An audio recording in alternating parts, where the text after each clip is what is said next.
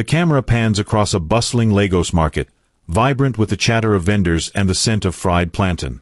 Miriam's voiceover begins, soft but steady, as the scene shifts to a grainy flashback of her wedding day 10 years ago.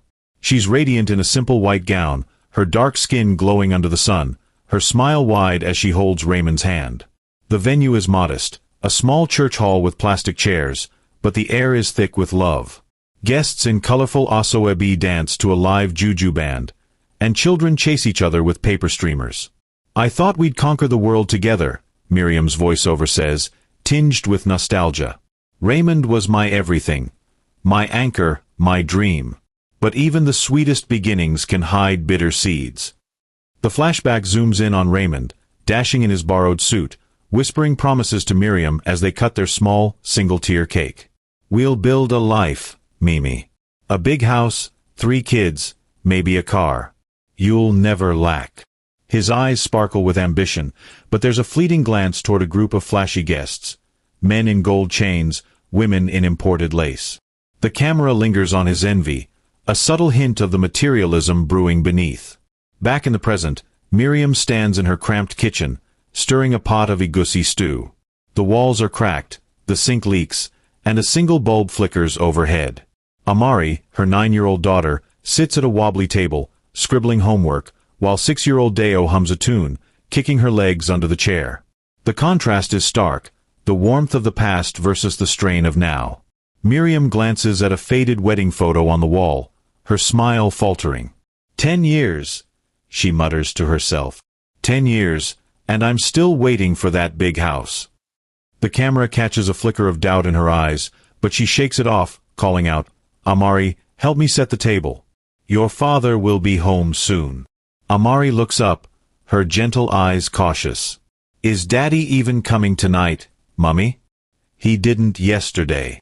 Her voice is soft, probing, like she's testing the waters. Miriam forces a smile. "He's busy with work, sweetheart. You know how it is. Now, come on, grab the plates."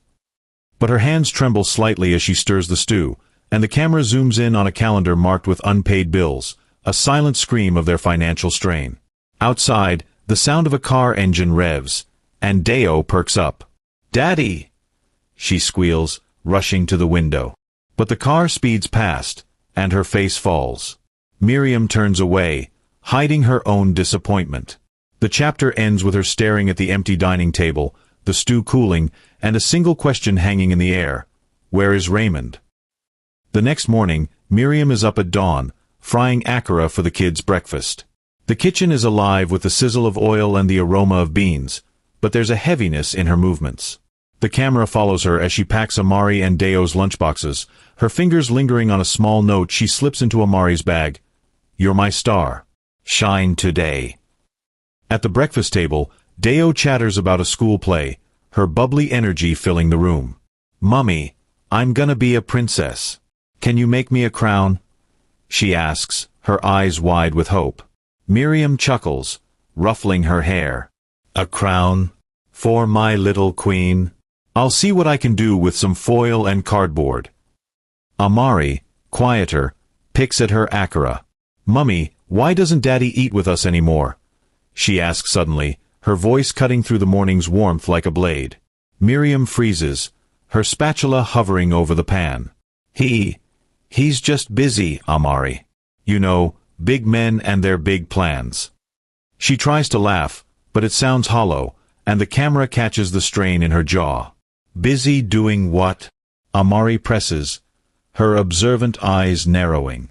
"He's never here. Even when he is, he's on his phone." Miriam turns back to the stove, her shoulders stiff. "Eat your food, Amari. You'll be late for school." But the question lingers, unanswered, as the kids finish breakfast in silence. Later, as Miriam cleans the kitchen, she finds a crumpled receipt in Raymond's jacket pocket, left on a chair. The camera zooms in, La Belle Eatery, 25,000 Nigerian nairas. Her brow furrows. 25,000, she whispers, her voice cracking. For what? The receipt lists cocktails, grilled fish, and a dessert she's never tasted. The date is last night, when Raymond didn't come home. She sinks into a chair, clutching the receipt, her mind racing. The camera flashes back to the kids eating leftover stew, their plates scraped clean. The contrast is gut-wrenching, her family scrimping while Raymond splurges. She dials his number, her fingers shaking, but it goes to voicemail. "Raymond, call me back. We need to talk," she says, her voice firm but fraying at the edges. That evening, Raymond strolls in, flashy in a new Agbada, his cologne overpowering. Deo runs to him, but he barely hugs her, distracted by his phone. Miriam watches from the kitchen doorway, the receipt burning a hole in her apron pocket. "Dinner's ready," she says, her tone clipped. "Egusi and pounded yam. Your favorite." Raymond doesn't look up from his phone. "I ate out, Mimi. Business meeting. You know how it is." He flashes a smile, but it's cold, dismissive. "Business meeting?" Miriam's voice sharpens. "At La Belle Eatery. 25,000 Nigerian nairas, Raymond. For what kind of business?" He stiffens, then laughs, too loud. "What's this, CSI? It's just clients, Mimi. Relax. You're always so dramatic." He brushes past her, heading to the bedroom, leaving her standing there, the receipt crumpled in her fist. It's a humid Saturday morning, and Miriam is at the bank, juggling a heavy purse and a restless Deo. The queue is long, the air conditioner broken, and sweat beads on her forehead. She's there to withdraw money for the kids' school fees, a ritual she's handled for years. The camera captures the chaos of the banking hall, grumbling customers, a crying baby, a security guard barking orders. At the counter, the teller, a young woman with a bored expression, types into her computer. "Account balance is 8,500 Nigerian nairas," she says flatly. Miriam blinks, confused. "That's not right. Check again. There should be at least 350,000 Nigerian nairas. I deposited my catering money last month, and Raymond added his bonus." The teller sighs, rechecking. "Nigerian naira 8,500. There was a withdrawal 3 days ago. 340,000 Nigerian nairas. See." She turns the screen, showing a transaction dated Wednesday, signed by Raymond. Miriam's heart pounds. "That's impossible. He didn't tell me. Can you see what it was for?" The teller shrugs. "It just says, transfer." "You'll have to ask your husband, Ma." Miriam steps away, dazed, clutching Deo's hand too tightly. "Mummy, you're squeezing me," Deo whines, but Miriam barely hears her. The camera follows them outside, where she leans against a wall, her breathing shallow. "Investment business," she mutters, recalling Raymond's excuse. "What kind of investment empties our account?" Back home, she confronts Raymond, who's lounging on the couch, watching a football match. The kids are at Mama Ireti's, giving her space to speak freely. "Raymond, what did you do with 340,000 Nigerian nairas?" she demands, standing over him, her voice trembling but firm. He doesn't look up.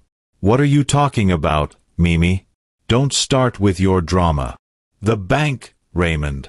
Our account is empty.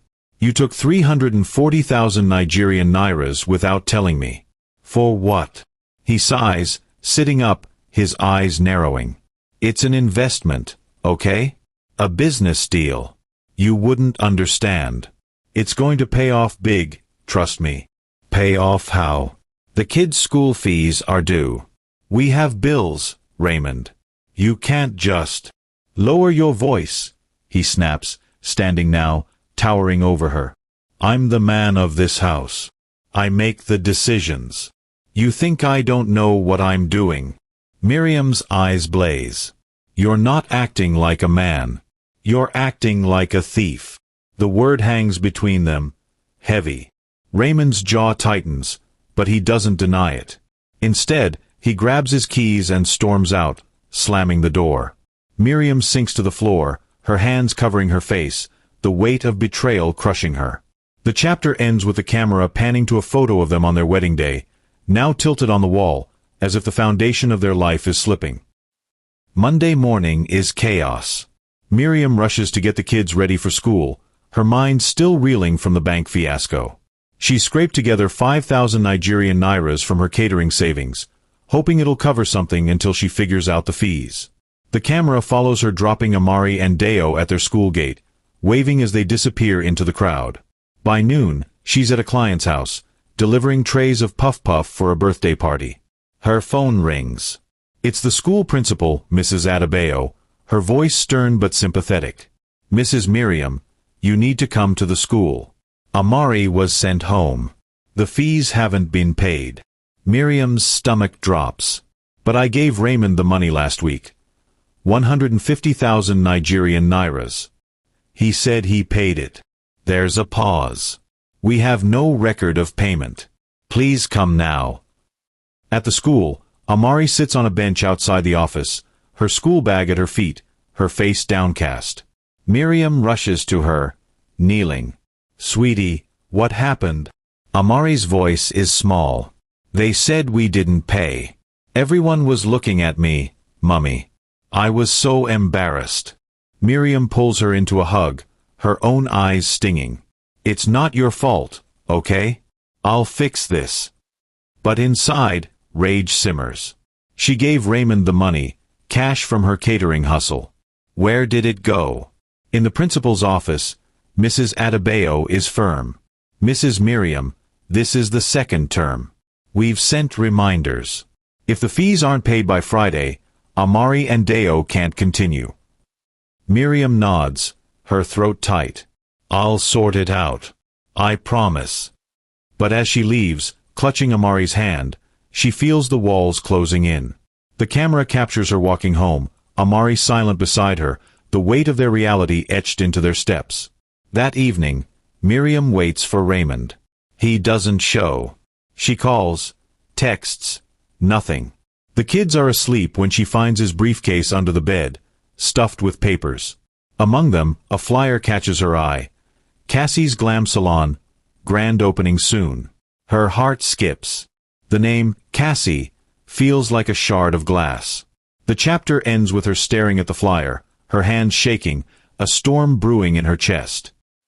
It's late at night, and Miriam sits at the kitchen table, the flyer in front of her. The camera zooms in, Cassie's Glam Salon, Ikeja. Be your best self. The design is flashy, with a photo of a woman in a red dress, her smile bold, her nails glittering. Miriam's voiceover cuts in, raw with emotion. "I didn't want to believe it. But the truth was staring me in the face." She overhears Raymond's voice from the living room, on a call. He thinks she's asleep.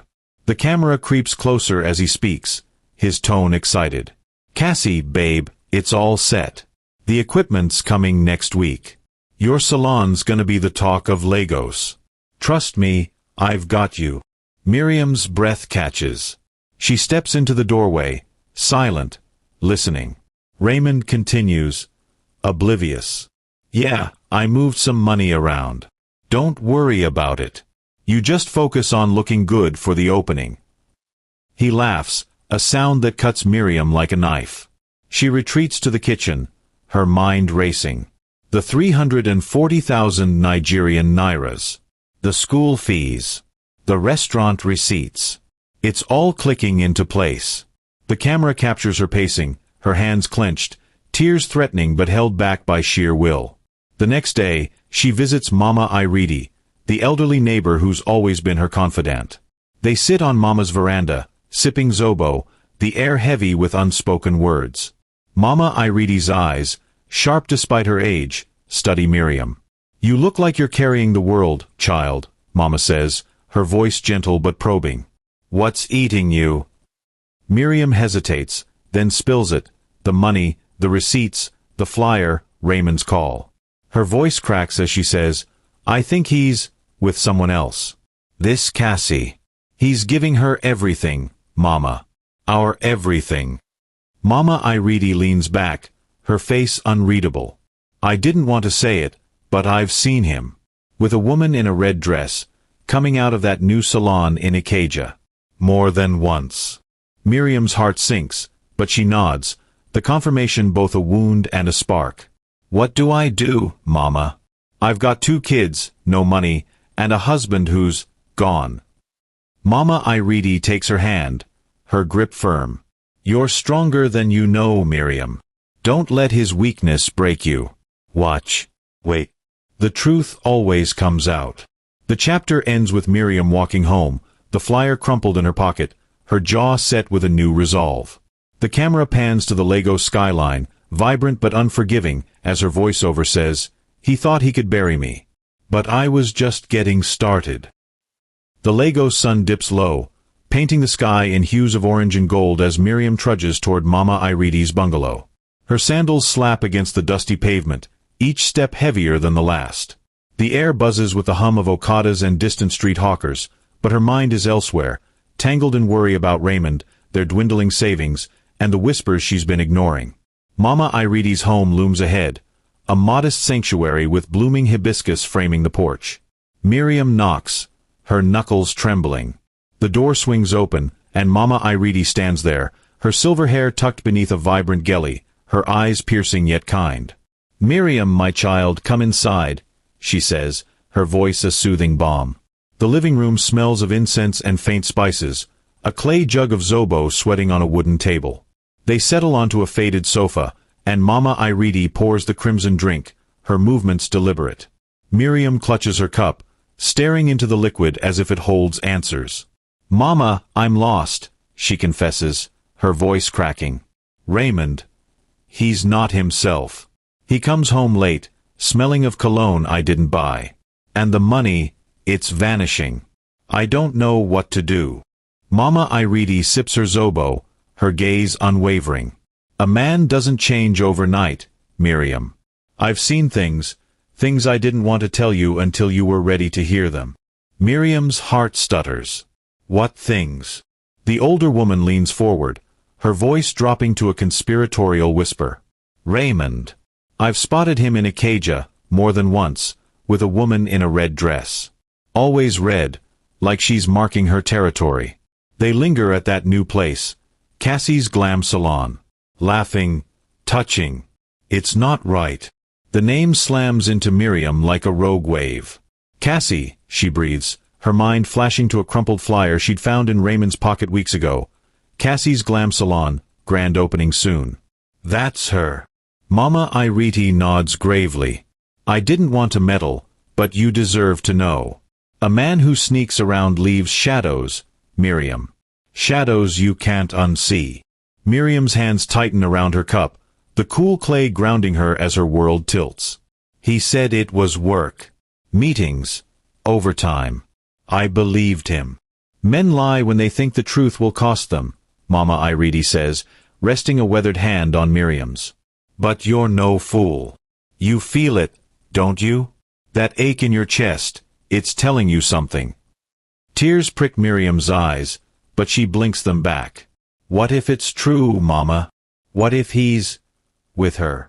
"Then you face it," Mama Ireti replies, her tone firm. "But not blind. Get proof, child.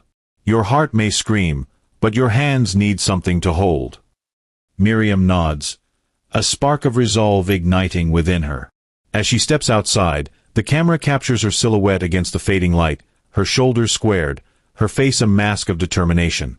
She's not broken yet, not by a long shot.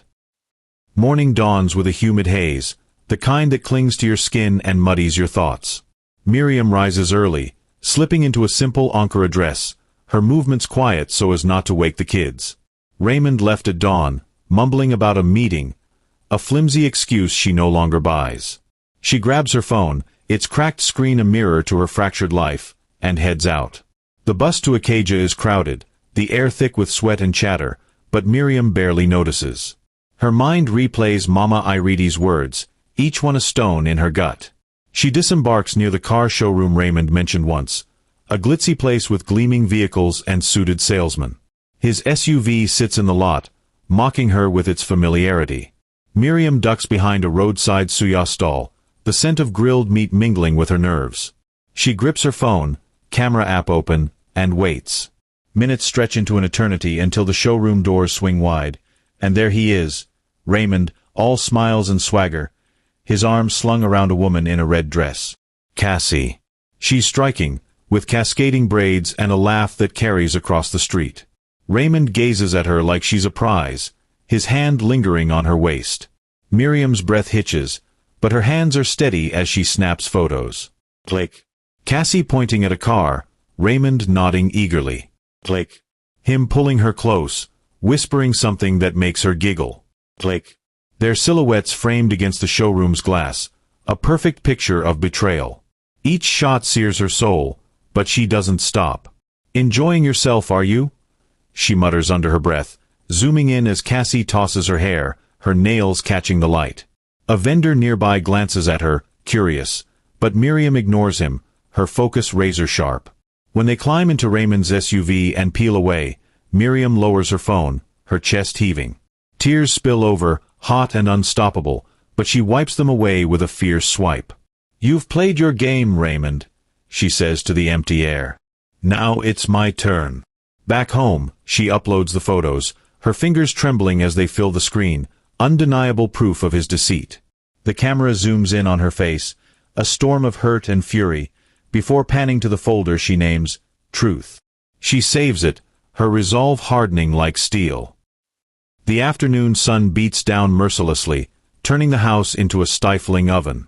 Miriam kneads dough in the kitchen, her hands sinking into the floury mass as she tries to drown her thoughts. A sharp knock jolts her upright. She wipes her hands on her apron and opens the door to Mr. Akin, their landlord, his face etched with impatience.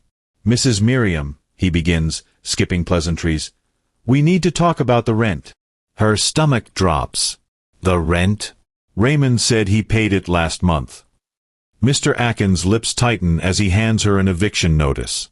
"No payment in 4 months. I've called, I've waited. You've got till week's end to settle or leave." Miriam stares at the paper, the words blurring. 4 months. That's impossible. "I gave him the money, Nigerian Naira 200,000 every month. He said he handled it." "Handled it where?" Mr. Akin snaps. "Not in my account. I'm sorry, Miriam, but I can't run a charity." Her voice shakes, but she holds his gaze. "Please, Mr. Akin, just a few days. I'll fix this." He sighs, softening a fraction. "You're a good tenant. I'll give you till Friday. But no more delays." He turns away, leaving her clutching the notice like a lifeline. Miriam storms to their bedroom, tearing through Raymond's side of the wardrobe. She finds no bank slips, no proof of payment, only receipts. Dinners at fancy restaurants, jewelry, a hotel in Lekki, all tied to Cassie. Her knees buckle, but she steadies herself, fury overtaking despair. When Raymond strolls in that evening, a new watch glinting on his wrist, Miriam is waiting, the eviction notice stark against the coffee table. "What's this drama now?" he asks, picking it up with a smirk. "Our eviction notice," she says, her voice cold as ice. 4 months. Raymond. "Where's the money I gave you?" He tosses it aside, unbothered. "A mix-up. I'll sort it." "Sort it?" she explodes. "Like you sorted the kids' fees? Or the cash you've been splashing on Cassie?" His eyes darken, his tone sharp. "Lower your voice, Miriam. I'm doing what's best." "For who?" she shoots back. "Us. Or her." Raymond grabs his keys, his face a mask of disdain. "You're exhausting, you know that? I'll deal with this later." He slams the door, and Miriam sinks to the floor, the notice crumpling in her fist. Her sobs echo, raw and jagged, but the camera catches a flicker of defiance in her tear-streaked face. She's not done fighting. The bank is a sterile maze of glass and steel, the air conditioning a stark contrast to the chaos in Miriam's mind. She sits across from a loan officer, a bespectacled man who peers at her over a stack of papers. "Mrs. Miriam," he says, sliding a document forward, "this loan, Nigerian Naira 4 million, was signed by you and your husband." Her pulse races. "I never signed anything. That's not my writing."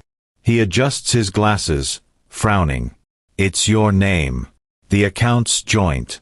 Funds were disbursed 2 months ago." "To where?" she demands, leaning forward. I never saw that money. He checks his screen. Transferred to Raymond's personal account. Listed as business investment. Miriam's laugh is brittle. Business investment. Cassie's salon. The officer shifts uncomfortably. That's all I can say.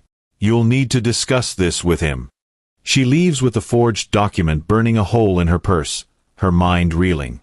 At a nearby park, she sits, staring at her name scrawled in someone else's hand. Raymond's betrayal cuts deeper than ever. Financial ruin on top of infidelity. That night, she lays the trap, the paper spread on the dining table. Raymond walks in, his usual bravado dimming at her icy stare. What's this now, Mimi? He asks, feigning nonchalance. Fraud, she says, pointing. You forged my signature. 4 million Nigerian nairas, Raymond, for her salon. He stiffens, then shrugs. It's an investment.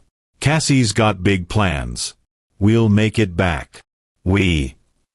Miriam's voice rises, sharp as a blade. You've tied me to a debt I didn't agree to. For a woman who's not even your wife. His jaw tightens. Cassie's worth it. She's ambitious, not like you, always whining. The words sting, but Miriam stands firm. And I'm what? The fool who trusted you. You've ruined us for her. She makes me feel alive, he snarls. You're just here. The chapter closes with Miriam glaring at him, her heart in pieces but her spirit unbowed. She's ready to strike back. The room crackles with tension, Raymond's venom hanging heavy in the air. Miriam faces him, her hands balled into fists, her voice steady despite the ache. So that's your truth, she says, eerily calm. You've chosen Cassie over us. He smirks, unapologetic. She needed the money for her salon. She's worth it, Miriam. Worth it? She snaps, her control slipping. You've drained our savings, forged my name, and now we're losing our home. For her. It'll pay off, he insists, stepping closer. Cassie's going places. And our kids. Miriam's voice breaks. Amari and Deo, do they mean nothing to you? I'll take care of them, he says dismissively. Once the salon's up, we'll be fine. She laughs, a harsh, broken sound. You're blind, Raymond. She's using you. When the money's gone, so is she. His face twists with rage. Don't you dare talk about her like that. She loves me. Love. Miriam counters, incredulous. She loves your wallet. I loved you, through the late nights, the empty promises. And this is what I get. He looms over her, his voice low. You're still my wife. Act like it. Am I? She challenges, unflinching. You've abandoned us for a fantasy. Raymond grabs his jacket, his parting shot venomous. I'll be back when you stop nagging. The door slams, and Miriam collapses, tears streaming. But as the camera zooms in, her sobs turn to resolve. She dials her phone, her voice firm. Tamawa? It's Miriam. I need your help. The screen fades, her strength a beacon in the darkness. The rain hammers down on Lagos, turning the streets into rivers of mud and misery. Inside a cramped, dimly lit office, Alex, a private investigator with a chipped tooth and a permanent scowl, hunches over a desk cluttered with case files. The clock ticks past midnight, and the only sounds are the rhythmic patter of rain and the occasional creak of the building settling. He's chasing shadows, Victor, a shadowy crime lord who's been one step ahead for months. A sharp knock jolts him upright. Alex grabs the pistol from his drawer, instincts flaring. Who's there? He barks, voice rough as gravel. Someone who can help, comes a muffled reply, tinged with urgency. He opens the door a crack, peering into the storm. A figure stands there, drenched, a hood obscuring their face. Water drips onto the floor as they step forward. Name's Jamie, they say, voice low but steady. I know Victor. And I know what he's planning. Alex narrows his eyes. gun still in hand. "Why should I trust you?" Jamie pulls back the hood, revealing sharp features and eyes that dart like a cornered animal's. "You shouldn't. But you don't have a choice. He's got a mole in your circle, Alex. Someone close." The words hit like a punch. Alex lowers the gun slightly, gesturing Jamie inside. The stranger sits, water pooling beneath them, and the air thickens with tension. "Talk," Alex says, leaning against the desk. Jamie hesitates, fingers twitching. "Victor's building something big, bigger than you think. I was part of it until I saw what he's capable of. But I'm not here to spill everything. Not yet. I need protection first." Alex smirks, a bitter edge to it. "You think I'm a charity? Give me something, or you're out in the rain." Jamie leans forward, voice dropping to a whisper. "Check your crew. One of them's been feeding him your every move." That's all I'll say for now. The room falls silent, save for the storm outside. Alex's mind races. Sarah, his tech expert? Marcus, his muscle? Or maybe Lena, his eyes on the street? He clenches his jaw, distrust gnawing at him. "If you're lying—" "I'm not," Jamie cuts in, standing abruptly. "I'll be back when I know you're serious." They head for the door, pausing to add, "Watch your back, Alex.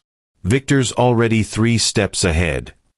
The door slams shut, and Alex stares at the empty chair, the weight of Jamie's words settling like damp rot.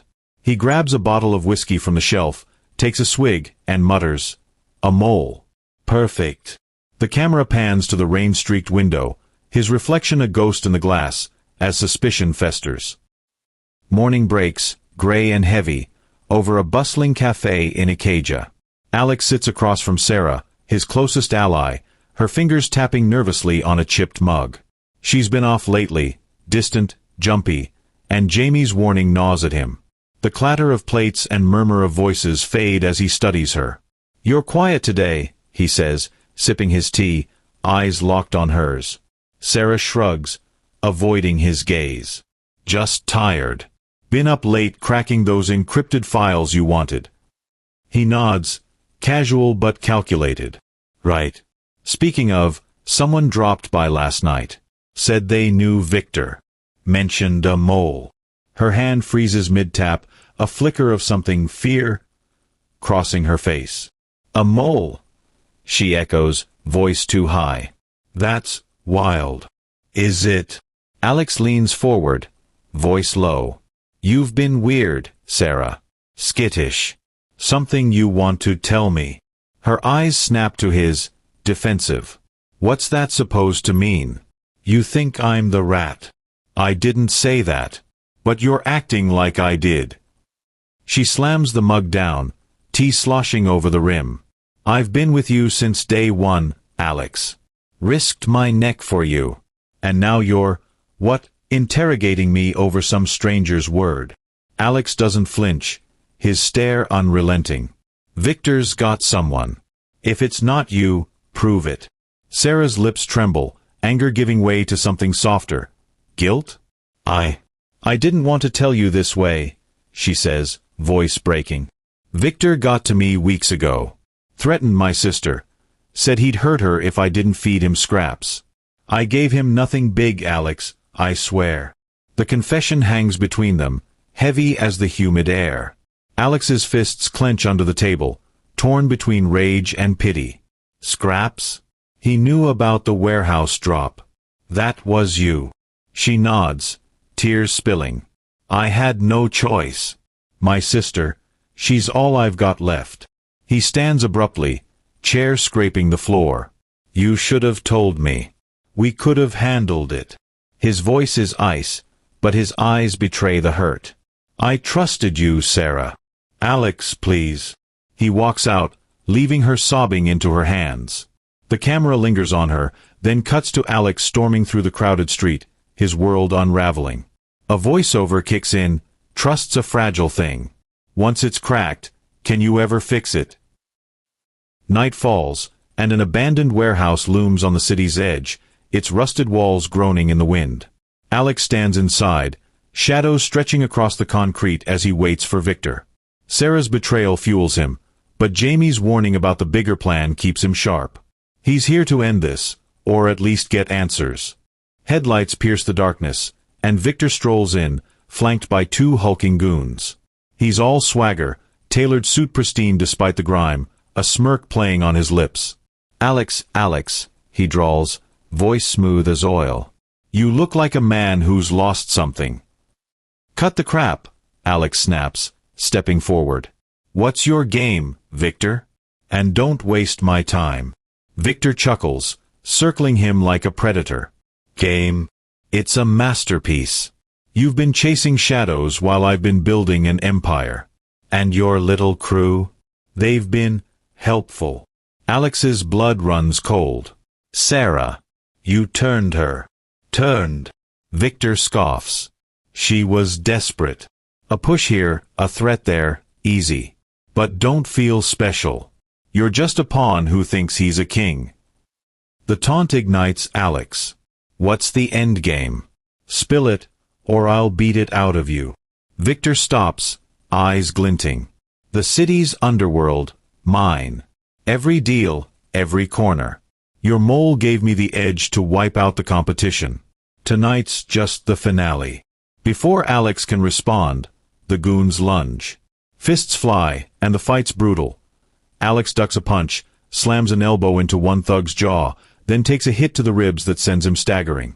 He's outnumbered but scrappy, using the warehouse's clutter to his advantage.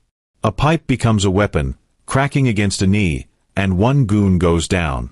Victor watches, amused, until Alex breaks free, lunging at him. But the second thug grabs Alex, pinning his arms.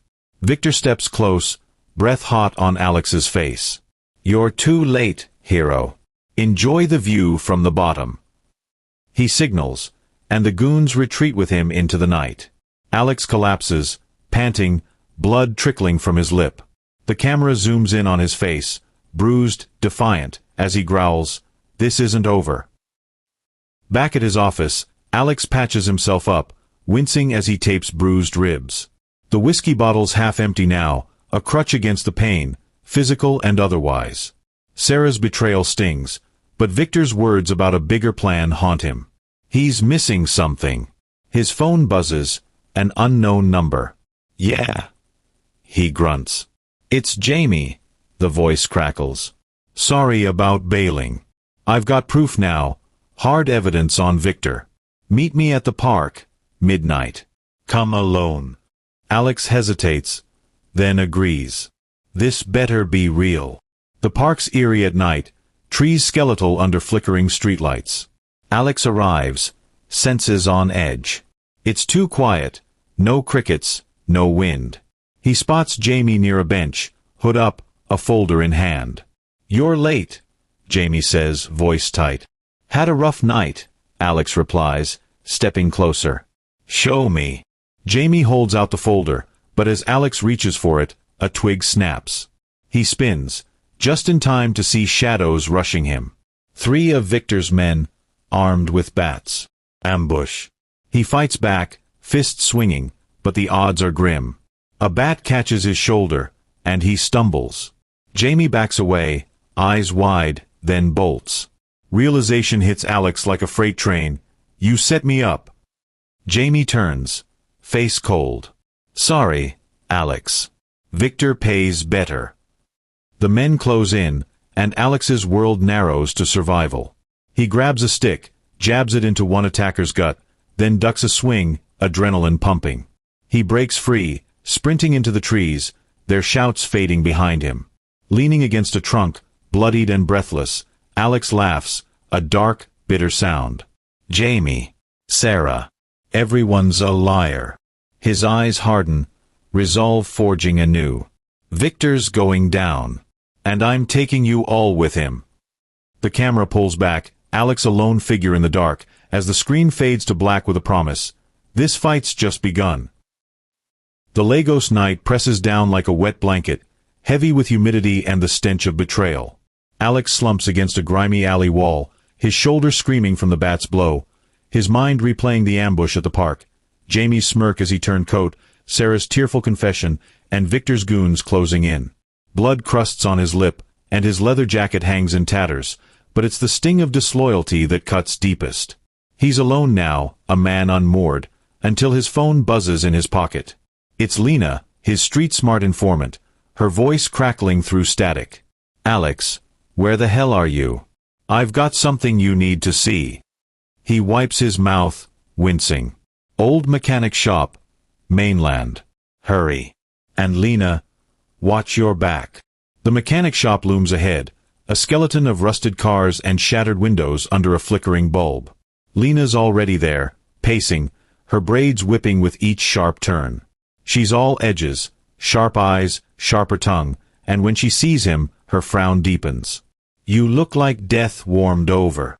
"Feel worse," Alex rasps, dropping onto a crate, the wood creaking under his weight. "What V you got?" She thrusts a crumpled photo into his hands. "Victor's meeting someone tomorrow night. Big fish. This could crack his whole operation." Alex squints at the image. Victor, slick in a gray suit, shaking hands with a man in a tailored blazer, both grinning like predators over a kill. "Who's the suit?" "Councilman Adebayo," Lena says, crossing her arms. "Word is he's dirty as they come, but no one's nailed him. Yet." Alex's pulse quickens, a spark of purpose cutting through the fog. "If we catch them mid-deal, it's game over. Evidence like that, Victor's done." Lena's gaze sharpens, skeptical.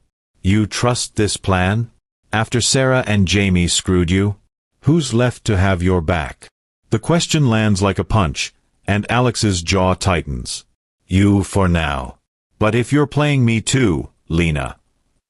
She cuts him off, stepping closer, her voice low and fierce. "I'm not. Victor's poison. I've seen what he does to people. I'm in, Alex. But you can't do this solo. You need muscle." He smirks, a ghost of his old confidence flickering. "Got a name?" "Marcus," she says, pulling out her phone. "Big guy, loyal to a fault. He's been asking about you since the park went south. Worried sick." Alex hesitates, the memory of Jamie's knife in his back still fresh. "Loyal, huh? That's a rare word these days." "Trust me," Lena insists, her eyes locking with his. "He's solid. Let me call him." He nods, the weight of isolation easing just enough. "Do it. Tomorrow, we hit back." They huddle over the photo, plotting under the bulb's weak glow, the city's restless hum a backdrop to their fragile alliance. Can Alex rebuild from the ashes of betrayal, or is this just the start of another fall? The next evening, Alex and Marcus crouch in a beat-up van outside a swanky Victoria Island restaurant, the kind where money buys silence. Marcus, a mountain of a man with a soft voice, fiddles with an earpiece, his brow furrowed. "This tech even work? We're betting a lot on it." Alex adjusts his own device, eyes fixed on the restaurant's glass doors. "It'll work." Lena's inside, playing waitress. "She'll get us audio. We need Victor and Adebayo on tape, hard proof." Lena's voice buzzes through, clipped and urgent. Table 5, gray suits Victor, blues Adebayo. Ordering champagne like they're kings. "You hearing this?" "Loud and clear," Alex mutters, tension coiling in his gut. "What are they saying?" A beat, then Lena's whisper. "Shipment talk. Next week, big haul. Drugs, maybe guns." Adebayo's twitchy, says the police are circling. Victor's voice slides in, oily and assured. "Calm yourself, councilman. The cops eat from my hand. Just clear the permits, and we're set." Adebayo's tone wavers. "My cut's still 20%, right? I'm not risking this for peanuts." 20, as promised. Victor purrs. "You'll need a bigger vault." Alex's fists ball up, adrenaline surging. "Gotcha, you bastard. That's enough to bury them." But Lena's voice spikes, panicked. "Hold up, someone's coming." "Jamie." Alex freezes, ice flooding his veins. "Jamie? What the hell?" Jamie's drawl cuts through the earpiece, smug as ever. Victor, Adebayo, sorry to crash the party. Alex is sniffing around. Closer than you think. Victor chuckles, a sound like breaking glass. Good. Let him squirm. He's nothing but a gnat. Alex slams the dashboard, rage boiling over. That snake. They're laughing at us. Marcus grabs his shoulder, voice steady. Easy, man. We've got the recording. Don't lose it now. Alex forces a breath, mind racing. Jamie's betrayal isn't just personal, it's strategic, a chess move to keep Victor ahead. You're right, he says, voice hardening. Lena, pull out. We've got what we need. Back at their safe house, a dingy flat with peeling walls, they replay the tape, faces grim. Alex paces, the audio looping in his head.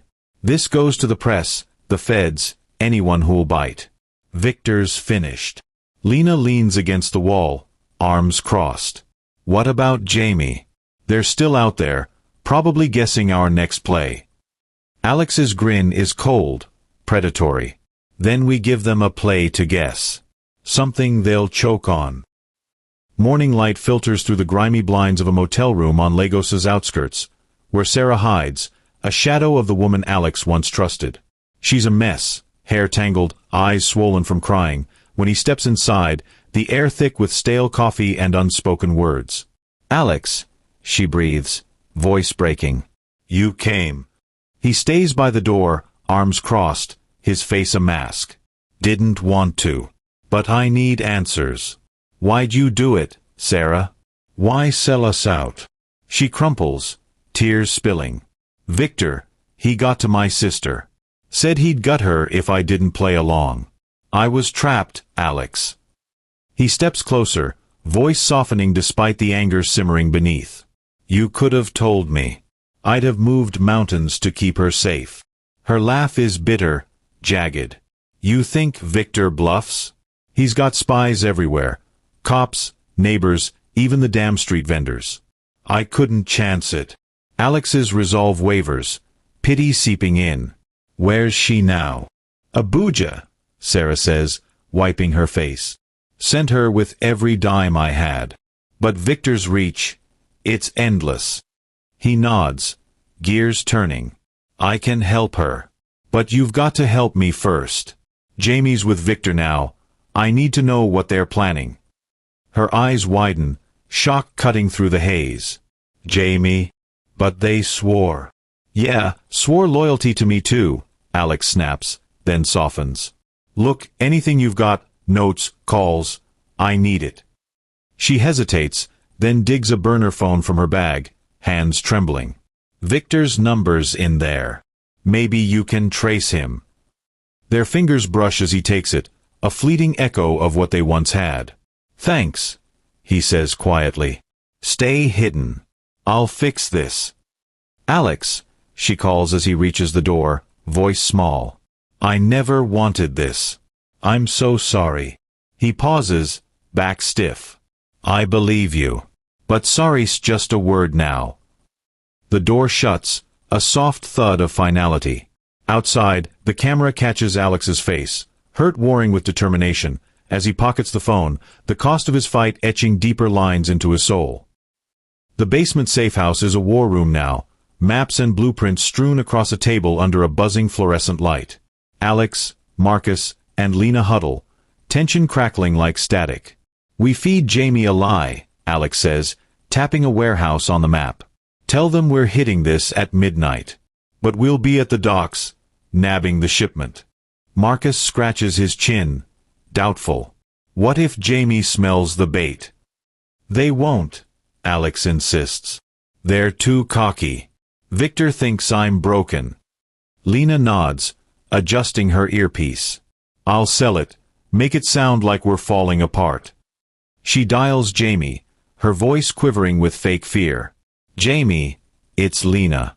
Alex is unhinged. He's raiding Victor's warehouse tonight, midnight. Guns, everything. I'm freaking out. Talk him down. Jamie's tone is silk over steel. Don't worry, Lena. I'll take care of it. Keep him in line. The call ends. and Lena smirks. Hook, line, sinker. At the docks, the night is alive with salt and shadows. Alex's team hides behind containers, watching Victor's crew unload crates under harsh floodlights. Then, a surprise. Councilman Adebayo steps into view, briefcase in hand, greeting Victor with a nervous smile. "Bingo," Alex whispers, signaling Marcus. They charge, weapons up, barking orders. Victor's men scatter, but Victor just stands there, hands raised, grinning like he's won. "Persistent little rat, aren't you?" Victor taunts. "But you're blind to the board." Before Alex can retort, sirens pierce the air. Police flood the scene, not to cuff Victor, but to grab Alex's team. Marcus and Lena hit the ground, cuffed, while Alex struggles, realization dawning. "You bought the cops," he snarls, wrists twisting in metal. Victor leans in, breath hot. "I bought the city, Alex. You're just a tenant." The police station hums with corruption, officers chuckling as they book Alex's team. But Alex isn't finished. He's played this game before. As they march him to interrogation, he locks eyes with Officer Bello, a rookie with a clean rep. "Bello," Alex hisses, leaning in. "Victor's filth. You know it. Help me, and I'll hand you his head on a platter." Bello falters, glancing at his smirking colleagues. "You're drowning, Alex. I can't swim for you." "You can," Alex presses, voice fierce. "I've got recordings. Victor, Adebayo, the shipment. You want justice or a paycheck?" Bello's jaw clenches, then he nods. 5 minutes. Evidence room. Your gear's there. Move fast. Soon, Bello slips him a key. Alex uncuffs himself, grabs his bag, and bolts through a side exit, the night swallowing him whole. At a payphone, he dials Sarah, breathless. "It's me. One last favor. Press access. I've got the tape." She's hesitant but firm. "Okay. Meet me at the Vanguard." Hours later, they're in a cluttered newsroom, handing the recording to a stunned journalist. "This'll blow the lid off Lagos," the reporter says, eyes wide. "You're sure?" "Dead sure," Alex replies, exhaustion heavy in his voice. "Run it." By morning, the city's ablaze with headlines. Councilman nabbed in sting, Victor's empire collapses. Alex watches from a cafe, coffee bitter on his tongue, as TV screens show raids and mugshots. Victor's done, for now. But the victory's hollow. Sarah's vanished again, Marcus and Lena are battered but free, and Jamie's a specter still lurking. Alex's voiceover cuts in, winning's just surviving with scars. The war's not over. The city hums under a sky the color of a fresh bruise, its neon veins pulsing through the night. Alex slouches against a lamppost, the cold seeping through his worn jacket, his breath fogging in the air. Across the street, a newsstand glows dimly, headlines blaring. Victor's empire collapses. He smirks bitterly. Victor's not the type to fade without a fight. The air feels charged, like the moment before a lightning strike, and Alex knows he's at the center of it. A black SUV roars up, tires screeching, its tinted windows swallowing the light. The door flies open, and a gravelly voice snaps, "Get in." Alex freezes, sizing up the situation. His hand brushes the knife in his pocket, a reflex. Then, with a tight nod, he slides into the back seat. The interior reeks of cigar smoke, thick and choking. A man in a tailored suit sits across from him, silver hair gleaming under the dim overhead light, his eyes sharp as broken glass. "You're Alex," the man says, a statement, not a question. He exhales a plume of smoke, smirking. "The one who gutted Victor's operation." Alex meets his gaze, steady despite the unease coiling in his gut. "Who's asking?" "Call me Mr. Gray." The smirk widens, predatory. "Victor was a thorn in my side. You did me a favor. But now, you're the loose end." Alex's fingers twitch toward his knife. "I don't like being called a problem." Gray leans forward, the cigar's ember glowing like a threat. "You don't have a choice. Victor's crew isn't rolling over, they're hunting you. Vicious little rats, All of them. What's your play? Alex asks, voice low, testing the waters. Gray chuckles, a sound like stones grinding. I want you to finish the job. Wipe out what's left of Victor's circle. In return, I keep the wolves off your back. Alex's mind races. Another leash, another master. And if I say no? The humor drains from Gray's face, leaving something cold and lethal. Then I feed you to the cops. They're itching for a scapegoat, and you're dripping with blood already. The SUV lurches to a stop, and Alex steps out into the biting wind, the door slamming like a gunshot. He watches the vehicle vanish into the city's arteries, a shiver crawling up his spine. The hunters now prey, and the board's been flipped. At his safe house, a crumbling apartment with peeling paint and a flickering bulb, Alex paces, the walls pressing in. Lena's there, perched on a stool, dismantling a pistol with surgical precision. Her dark hair falls over one eye, but the other locks onto him, reading him like a book. You look like hell, she says, not pausing her work. What's got you spooked? Worse than ghosts, Alex mutters, collapsing into a chair. Victor's crew's coming for me. And some bastard named Gray just offered me a deal, clean up the mess, or he sicks the law on me. Lena's hands still, the gun half assembled. She looks up, eyes narrowing. Gray? As in the Gray family? Old money, Alex. The kind that buys silence and buries bodies. Perfect, he groans, pinching the bridge of his nose. So it's a firing squad or a noose. She sets the gun down, leaning closer, her voice dropping to a conspiratorial edge. We don't wait for them to corner us. We hit first. Hard. Alex nods, a spark of resolve flaring. Then we need targets. Who's left of Victor's pack? Lena grabs a notepad, her pen scratching fast. Rico, he's brawn, not brains. Viper, the enforcer, slippery as they come. And Jamie. She hesitates, glancing at him. They're still out there. Alex's jaw clenches at Jamie's name, a wound reopening. Jamie's mine. No discussion. Lena quirks an eyebrow but doesn't push. Fine. Rico's the softest mark. Start there. Yeah, Alex says, staring at the flickering bulb as if it holds answers. We start tonight. The warehouse district looms like a graveyard of industry, all rust and shadows. Alex and Lena slip through the night, silent as wraiths, heading for Rico's den. The air's heavy with the tang of oil and decay, their footsteps muffled by years of grime. Inside the warehouse, Rico's crew sprawls across crates and folding chairs, a haze of cigarette smoke curling around them.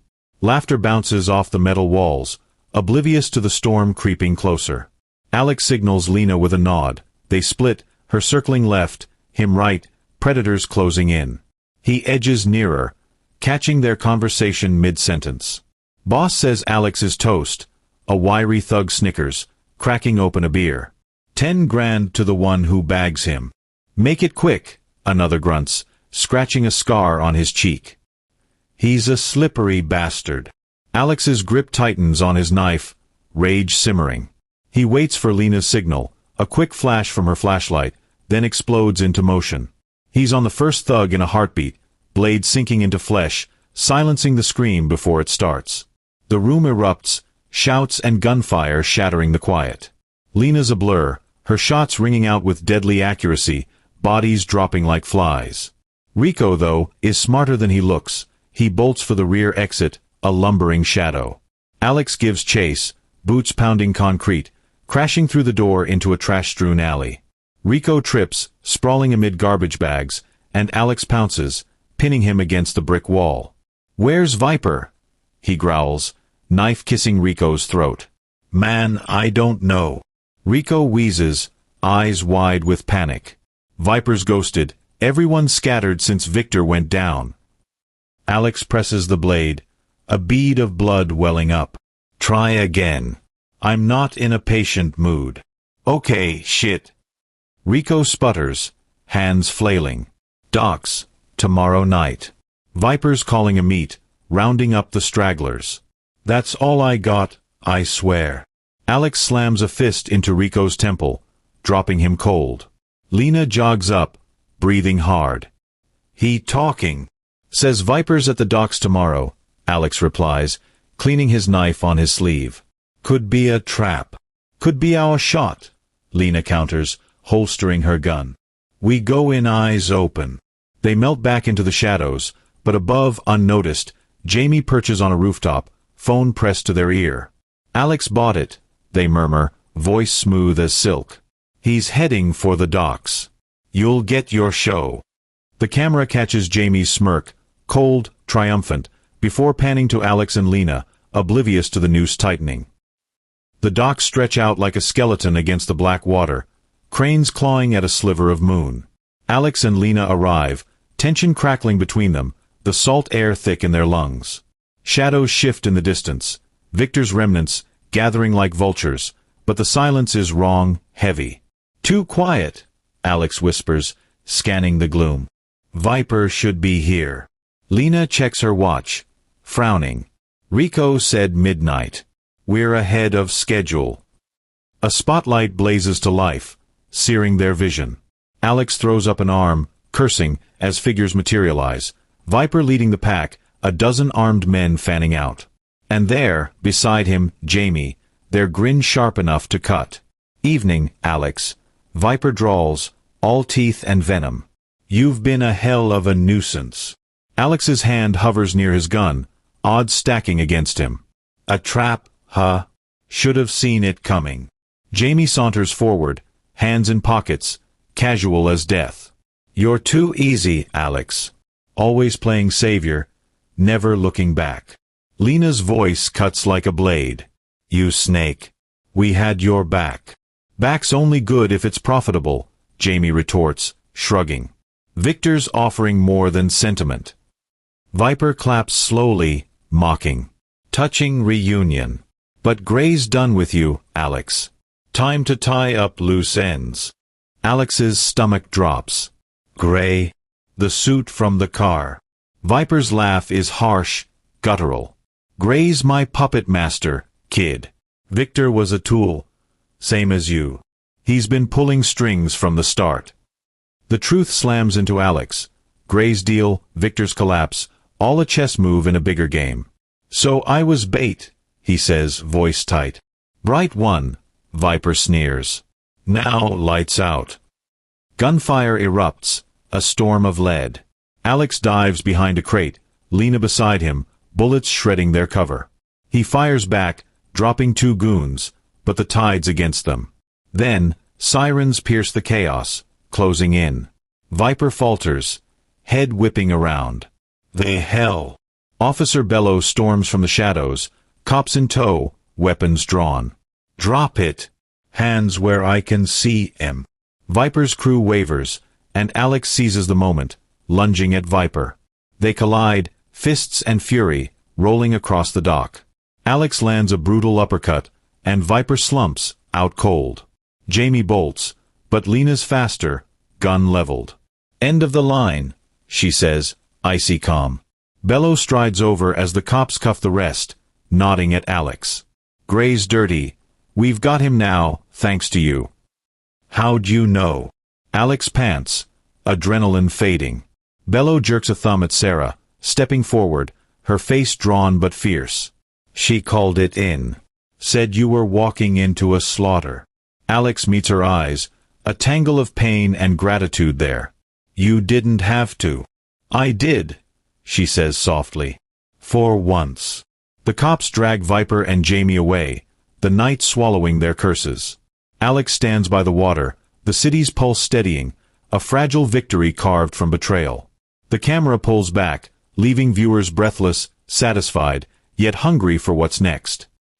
The Lagos sun blazes, casting golden rays over a quiet residential street where Miriam stands, a set of keys glinting in her hand. Her dark skin glows with a quiet pride, her Ankara dress vibrant against the backdrop of a modest but modern apartment complex. The camera pans to a familiar face, Mr. Akin, the landlord who once served her an eviction notice, now smiling warmly as he gestures to the building. "Mrs. Miriam," he says, his voice tinged with respect, "this is yours now. Paid in full. Miriam's eyes shimmer with unshed tears, but her smile is steady. Thank you, Mr. Akin. I never thought I'd be here again. Not like this. He chuckles, handing over the paperwork. You've earned it. The whole city's talking about your jollof rice. Even my wife's jealous. The moment is bittersweet, a full-circle triumph over the days when this same man stood at her door, demanding unpaid rent. The camera flashes back to that rainy night. Miriam clutching the eviction notice, her children asleep, unaware of the crumbling world around them. Now, she steps into the new apartment, Amari and Deo trailing behind, their gasps echoing in the empty space. Mummy, is this really ours?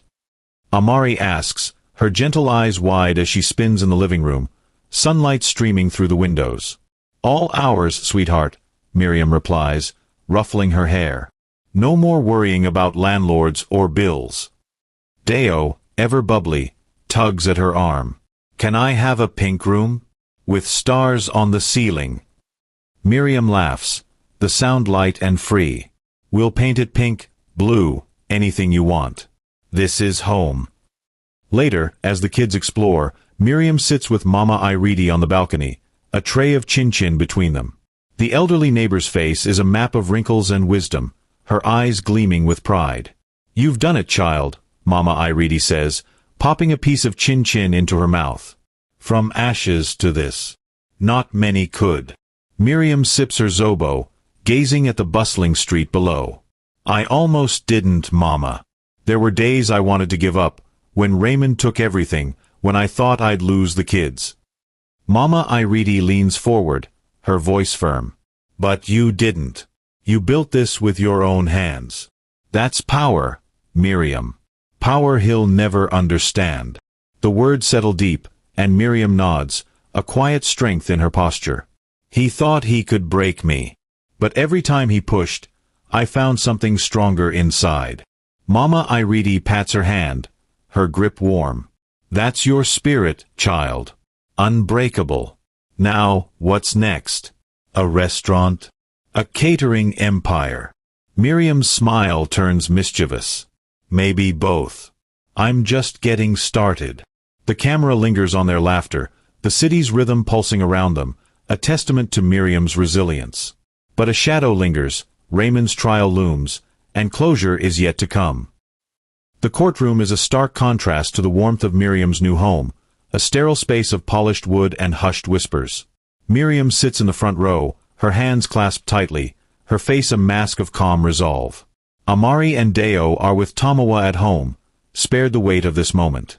The camera captures the tension in the air as Raymond is led in, handcuffed, his once flashy demeanor replaced by a hollow slump. His eyes dart to Miriam, but she doesn't flinch, her gaze steady as stone. The judge, a stern woman with silver-streaked hair, calls the session to order. Inspector Lay takes the stand, his voice clear and measured as he details the case. Raymond forged his wife's signature on a 4 million Nigerian nairas loan, diverted joint account funds, and funneled money to a third party, Cassie Adeola, for her salon. Bank records and voice notes confirm his intent. The prosecutor plays a recording, Cassie's voice crackling through the courtroom. Ray, you're sure about this? If Miriam finds out, Raymond's reply is smug, she won't. I've got it covered. You're my future now. Miriam's jaw tightens, the betrayal stinging anew, but she doesn't look away. The gallery murmurs, and Raymond shifts uncomfortably, his bravado crumbling. His lawyer, a nervous man in a cheap suit, tries to spin a defense. My client acted under financial pressure, Your Honor. He believed the salon was a legitimate investment. The judge's eyes narrow. An investment that left his family destitute? That required forgery and deceit. Her tone is sharp, slicing through the flimsy argument. Miriam is called to speak. She rises, her voice steady despite the weight of every eye on her. Raymond was my husband, my partner. I trusted him with our money, our home, our children's future. He took it all, not for us, but for someone else. I rebuilt from nothing, but I'm here for justice, not revenge. Her words hang heavy, and the camera catches Raymond's face, guilt flickering, then hardening into defiance. He leans to his lawyer, whispering, but it's too late. The judge's gavel cracks like thunder. Raymond Adeyemi, she declares, you are sentenced to 7 years for fraud and forgery.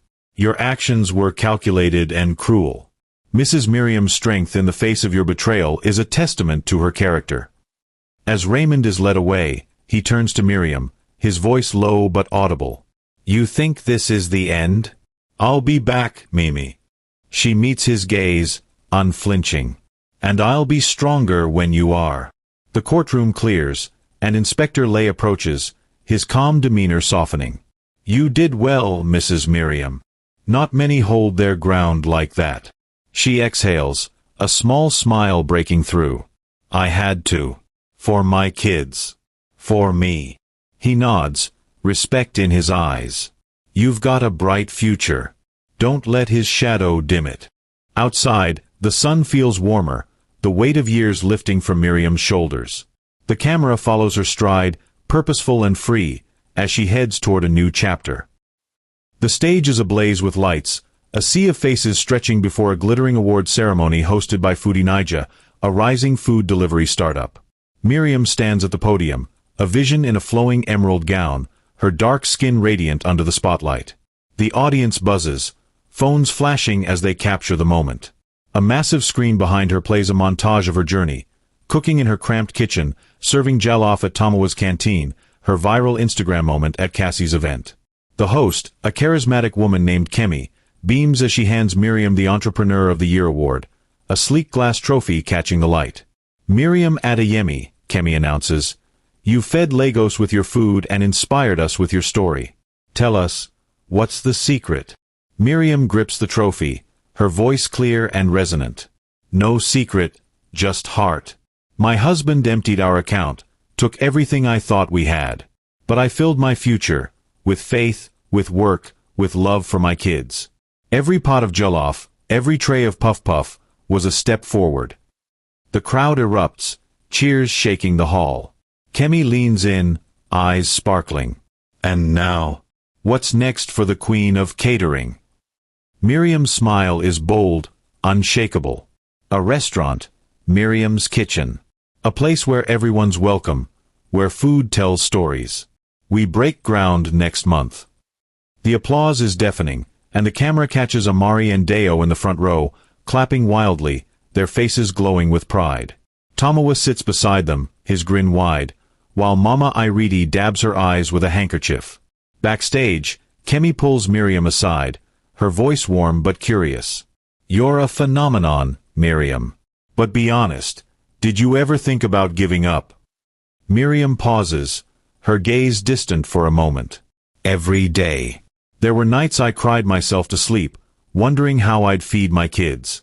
But then I'd see their faces, hear their laughter, and I'd get up. They're my why. Kemi nods, touched. And Raymond? Do you ever think about him? Miriam's expression hardens, then softens. He's a memory now, not my story. I wish him peace, but I'm not looking back. The conversation shifts as a young journalist approaches, notepad in hand. Mrs. Miriam, your story's inspiring millions online. Any advice for women facing betrayal like you did? Betrayal hurts, Miriam says, her voice steady. But it's not the end. Find your strength, lean on your people, and build something they can't take away. You're enough. The journalist scribbles furiously, and Kemi laughs, clapping Miriam's shoulder.